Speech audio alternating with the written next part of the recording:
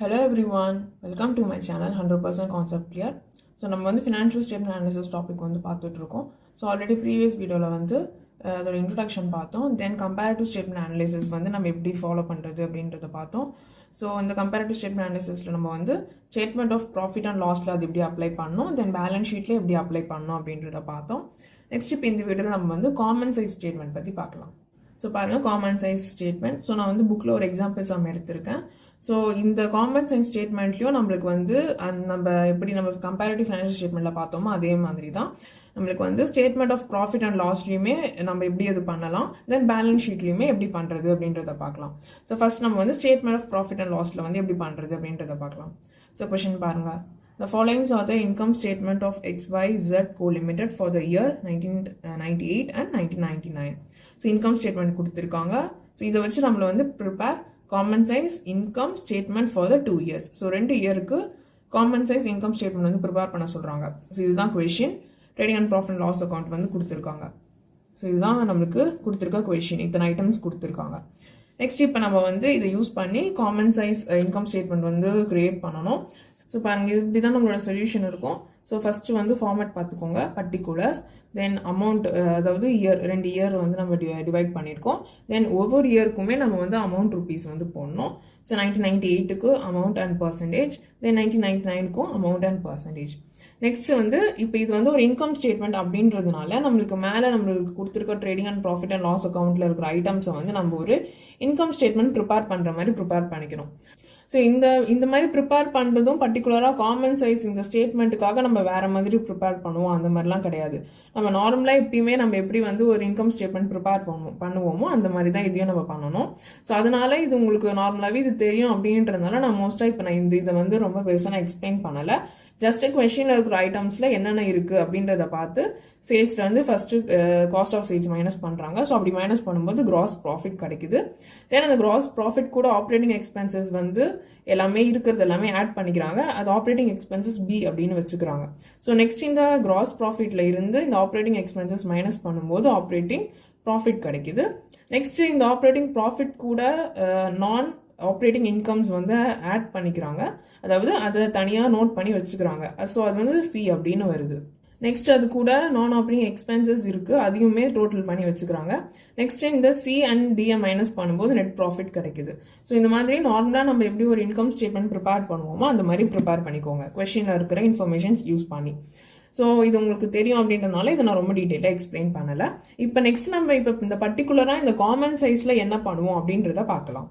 So இந்த சைடில் பார்த்தீங்க அப்படின்னா நீங்கள் வந்து 1998 அண்ட் 1999 இந்த 2 இயருக்குமே இந்த கால்குலேஷன் மட்டும் நீங்கள் பண்ணிட்டு வந்துருங்க. இந்த பர்சன்டேஜ் தான் இப்போ நம்ம எப்படி கண்டுபிடிக்க போகிறோம் அப்படின்னு நான் சொல்ல போகிறேன். இந்த கால்குலேஷன் வந்து நீங்கள் இந்த இடத்துல ஒவ்வொரு ஐட்டமாக போடும்போதே அதுக்கேற்ற மாதிரி ப்ளஸ் ஆர் மைனஸ் பண்ணி கொண்டு வந்து இந்த 2 இயருக்குமே நோட் பண்ணி வச்சுக்கோங்க. நெக்ஸ்ட் இப்போ நம்ம இந்த பர்சன்டேஜ் கண்டுபிடிக்கிறது தான் நம்ம இப்போ இந்த காமன் சைஸில் எப்படி பண்ணணும் அப்படின்றத பார்க்க போகிறோம். ஸோ நீங்கள் இதுக்கு முன்னாடி கம்பேரிட்டிவ் பேலன்ஸ் ஷீட்டில் பார்த்தீங்க அப்படின்னா அதோட ஃபார்மேட் வந்து இந்த மாதிரி தான் இருக்கும். ஸோ கம்பேரிட்டிவ் ஸ்டேட்மெண்ட்டில் நம்ம என்ன பண்ணுவோம் அப்படின்னா 2 இயரோட அமௌண்ட் அதே மாதிரி தான் நம்மளுக்கு இங்கேயும் வந்து ஒரு ஸ்டேட்மெண்ட்ஸ் கொடுத்துருந்தாங்க. ஸோ அதை நம்ம நார்மலாக எப்படி போடுவோமோ அந்த மாதிரி போட்டுட்டோம். நெக்ஸ்ட் பர்சன்டேஜ் எப்படி கண்டுபிடிச்சோம் அப்படின்றது தான் இதில் வந்து கொஞ்சம் வித்தியாசமாக இருந்துச்சு. என்னன்னா நம்ம 2 இயருக்குமான டிஃப்ரென்ஸ் என்ன அப்படின்றத நோட் பண்ணோம். அதுக்கப்புறமா அந்த டிஃப்ரென்ஸ் அமௌண்ட் டிவைடட் பை அதோட base value, so original amount into 100 அப்படின்னு போட்டு தான் பர்சன்டேஜ் கண்டுபிடிச்சோம். அண்ட் இந்த இடத்துல நம்ம ஒரே ஒரு பர்சன்டேஜ் கண்டுபிடிச்சோம், ஒரு டிஃப்ரென்ஸ் அமௌண்ட் வந்து கண்டுபிடிச்சோம். ஆனால் இப்போ நீங்கள் இந்த காமன் சைஸ் ஸ்டேட்மெண்ட்டில் பார்த்தீங்க அப்படின்னா பார்த்தீங்கன்னா நம்ம இந்த இடத்துல டிஃப்ரென்ஸ் எதுவும் கண்டுபிடிக்கல, நம்ம 2 இயரோட அமௌண்ட்டும் நோட் பண்ணியிருக்கோம்.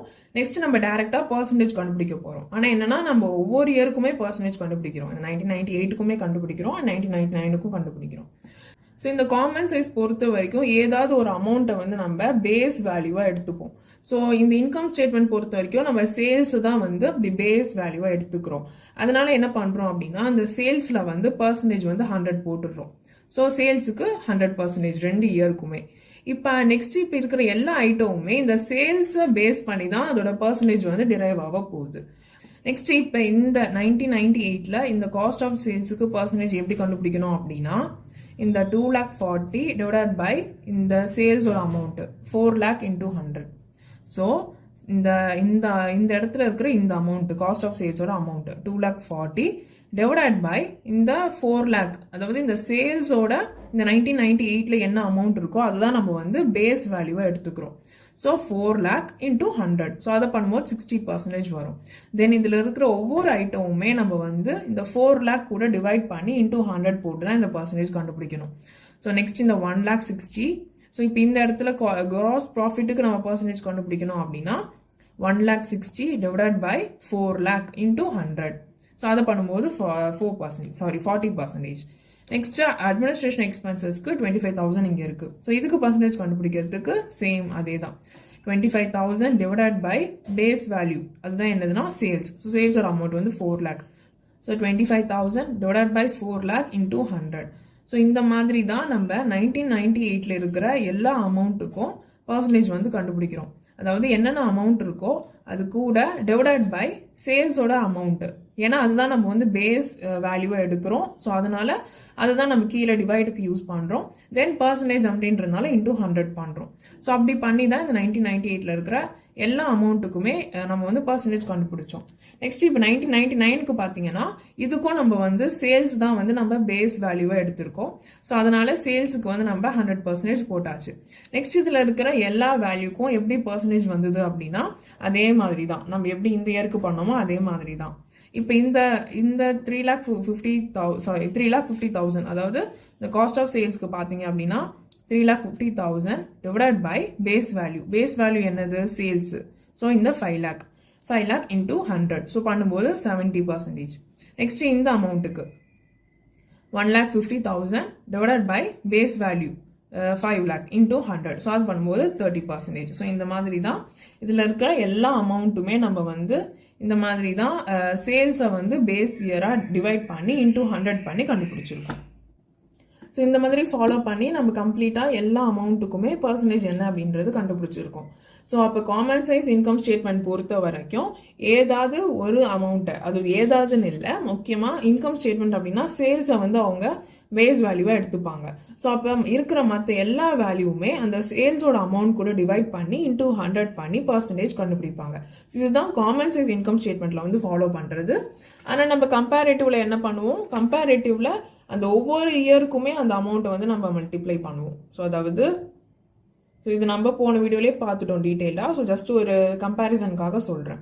ஸோ இப்போ ஃபஸ்ட் இந்த ரெவன்யூ கண்டுபிடிக்கிறோம் அப்படின்னா ஃபஸ்ட் நம்ம இந்த 2 இயருக்கான டிஃப்ரென்ஸ் கண்டுபிடிச்சிட்டு அதை வந்து இந்த இயரோட கூட டிவைட் பண்ணி into 100 பண்ணுவோம். ஸோ ஒவ்வொரு இயருக்குமே நம்மளோட டிவைட் பண்ணுற வேல்யூ வந்து சேஞ்ச் ஆகும். அந்த பர்டிகுலர் இயரில் என்ன இருக்கோ, அதாவது அந்த பர்டிகுலர் ஐட்டமில் என்ன வேல்யூ இருக்கோ அதுதான் வந்து நம்ம டிவைடுக்கு யூஸ் பண்ணுவோம். ஆனால் இந்த காமன் சைஸ் ஸ்டேட்மெண்ட்டில் பொறுத்த வரைக்கும் நம்ம டிவைடுக்கு யூஸ் பண்ணுறது ஒரே அமௌண்ட் தான். அந்த ஒரு அமௌண்ட் என்ன அப்படின்னா சேல்ஸோட அமௌண்ட்டு, அதாவது இன்கம் ஸ்டேட்மெண்ட்டுக்கு.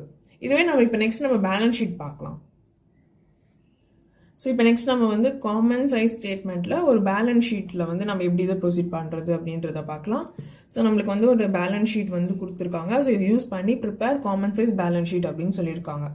ஸோ நம்ம எப்படி கம்பேரிட்டிவில் பண்ணோமோ அதே மாதிரி தான் நம்மளுக்கு கொடுத்துருக்க ஐட்டம்ஸை ஒவ்வொன்றா நம்ம வந்து செக்ரிகேட் பண்ணி எழுதிக்கணும். ஸோ ஃபஸ்ட்டு அசட்ஸ் பார்த்துக்கோங்க. ஸோ இதுக்கு ஃபார்மேட் வந்து அதுதான், நம்மளுக்கு பர்டிகுலர்ஸ். ஸோ அதுக்கு வந்து அசட்ஸ் அண்ட் லைபிலிட்டிஸ் வரும். தென் இயர், அதில் வந்து amount percentage. Then again second year, அதுக்கு amount and percentage. So first assets item. So அசட்டில் வந்து நம்மளுக்கு கரண்ட் அசட்ஸ் தனியாகவும் ஃபிக்ஸட் அசட்ஸ் தனியாகவும் எடுத்துக்கோங்க. ஸோ இதுவுமே நம்ம எப்படி வந்து ஒவ்வொரு ஐட்டமாக நம்ம பிரித்து எடுக்கிறது அப்படின்றதுமே நம்ம போன வீடியோலேயே நான் அந்த கம்பேரிட்டிவ் ஸ்டேட்மெண்ட்லேயே ரொம்ப டீட்டெயிலாக பார்த்தோம். ஸோ அதனால நான் இந்த இடத்துல ரொம்ப சிம்பிளாக நான் எக்ஸ்பிளைன் பண்ணிடுறேன். ஸோ கரண்ட் அசட்ஸ் வந்து நம்மளுக்கு என்னென்ன கொடுத்துருக்காங்களோ அதை வந்து தனியாக பிரித்து எடுத்துக்கோங்க. ஸோ அது வந்து total current assets amount. So அதுக்கும் இந்த அமௌண்ட் மட்டும் நீங்கள் ஃபில் பண்ணிகிட்டே வாங்க. 1997க்கு என்னென்ன அமௌண்ட், 1998க்கு என்னென்ன அமௌண்ட், அதை மட்டும் ஃபில் பண்ணிட்டு வாங்க. ஸோ டோட்டல் கரண்ட் அசட்ஸ் வந்துருச்சு. தென் அது கூட ஃபிக்ஸட் அசட்ஸ் என்னென்ன அப்படின்றத பாருங்கள். So buildings and machinery. So இது ரெண்டும் ஆட் பண்ணும்போது டோட்டல் ஃபிக்ஸட் அசட்ஸ். ஸோ அதையும் நோட் பண்ணி இங்கே வச்சுக்கோங்க. நெக்ஸ்ட்டு நம்மளுக்கு டோட்டல் அசட்ஸ் வந்து இந்த ரெண்டுமே ஆட் பண்ணணும். Current assets and fixed assets add பண்ணும்போது டோட்டல் அசட்ஸ். ஸோ அதுவும் என்ன அமௌண்ட் அப்படின்றத நோட் பண்ணிக்கோங்க. ஸோ இப்போ பார்த்தீங்கன்னா நம்மளுக்கு இது வந்து கொஷின் கூட மேட்ச் ஆகும். ஸோ இங்கே 15 lakh 1997க்கு, 1998க்கு வந்து 20 lakh. ஸோ இது வந்து கொஷின் கூட மேட்ச் ஆகுது. நெக்ஸ்ட் இப்போ அசட்ஸ் கம்ப்ளீட் பண்ணியாச்சு. இப்போ நெக்ஸ்ட் லைபிலிட்டிஸ். ஸோ ஃபர்ஸ்ட் நம்ம வந்து லைபிலிட்டிஸ் வந்து நோட் பண்ணியிருக்கோம். So creditors, bills payable, tax payable. So total current liabilities வந்து ஃபஸ்ட் நோட் பண்ணியிருக்கோம் 2 இயருக்கும். அடுத்தது லாங் டேர்ம் லைபிலிட்டி, அது வந்து ஒரு 10% டிமென்ச்சர்ஸ் கொடுத்துருக்காங்க. ஸோ அது வந்து நம்ம நோட் பண்ணியிருக்கோம். ஸோ இது ரெண்டும் ஆட் பண்ணும்போது நமக்கு டோட்டல் லைபிலிட்டிஸ் கிடைக்குது. ஸோ அதையும் நோட் பண்ணியிருக்கோம். Next capital and reserves. So இது வந்து கேபிட்டல் ஐட்டம். ஸோ அது வந்து டோட்டல் ஷேர் ஹோல்டர்ஸ் ஃபண்ட் அப்படின்னு சொல்லுவாங்க. ஸோ அதோட அமௌண்ட்டும் நம்ம வந்து நோட் பண்ணியிருக்கோம். Next total liabilities and capital. So அதாவது இந்த டோட்டல் லைபிலிட்டிஸையும் இந்த டோட்டல் ஷேர் ஹோல்டர்ஸ் ஃபண்டும் ஆட் பண்ணும்போது தான் டோட்டல் லைபிலிட்டிஸ் அண்ட் கேபிட்டல் வருது. ஸோ அது வந்து 1997க்கு 15 lakh அண்ட் 1998க்கு வந்து 20 lakh. அதாவது இதுதான் நம்மளோட லைபிலிட்டி அமௌண்ட். ஸோ பார்த்தீங்கன்னா அசட்ஸ் வந்து 15, அதே மாதிரி லைபிலிட்டியும் 15 1997க்கு, அண்ட் 1998க்கு வந்து அசட்ஸ் வந்து 20 lakh அண்ட் வந்து அதே மாதிரி லைபிலிட்டிஸும் 20 lakh, ரெண்டுமே ஈக்குவலாக வந்திருக்கு. ஸோ இப்போ நம்ம வந்து நார்மலாக எப்படி ஒரு கம்பேரேட்டிவ் ஸ்டேட்மெண்ட் பேலன்ஸ் ஷீட் வந்து எப்படி நம்ம வந்து செக்ரிகேட் பண்ணி எழுதுவோமோ அதை வந்து நம்ம நோட் பண்ணியிருக்கோம். இதுக்கு அடுத்தது தான் நம்ம வந்து பர்சன்டேஜ் கண்டுபிடிக்க போகிறோம். ஸோ ஆல்ரெடி நம்ம வந்து இன்கம் ஸ்டேட்மெண்ட்டில் வந்து சேல்ஸ் தான் வந்து நம்ம பேஸ் வேல்யூவாக எடுத்தோம். ஸோ அப்போ நம்ம இருக்கிற எல்லா அமௌண்ட்டுமே இந்த சேல்ஸ் தான் வச்சு டிவைட் பண்ணோம். நெக்ஸ்ட் இப்போ பேலன்ஸ் ஷீட்டில் நம்ம அந்த மாதிரி ஒரு அமௌண்ட் வந்து பேஸ் வேல்யூவாக எடுப்போம். அது எது அப்படின்னா அசட்ஸ் பொறுத்த வரைக்கும் டோட்டல் அசட்ஸ் தான் அந்த பேஸ் வேல்யூ. ஸோ பர்சன்டேஜில் பார்த்தீங்கன்னா அங்கே தான் 100 போட்டிருக்காங்க. அண்ட் லைபிலிட்டிஸ் அண்ட் கேபிட்டல்ஸ் பொறுத்த வரைக்கும் டோட்டல் லைபிலிட்டிஸ் அண்ட் கேபிட்டல் தான் அந்த பேஸ் வேல்யூ. ஸோ அதுக்கு வந்து 100 போட்டிருக்காங்க. ஸோ எது வந்து நீங்கள் பேஸாக எடுக்கிறீங்களோ அதோட பர்சன்டேஜ் வந்து நீங்கள் 100 கொடுத்துருவீங்க. நெக்ஸ்ட்டு ஒவ்வொன்றா அந்த அமௌண்ட் பேஸ் வேல்யூவை டிவைட் பண்ணி ஒவ்வொன்றுத்துக்கும் நீங்கள் பர்சன்டேஜ் வந்து கண்டுபிடிப்பீங்க.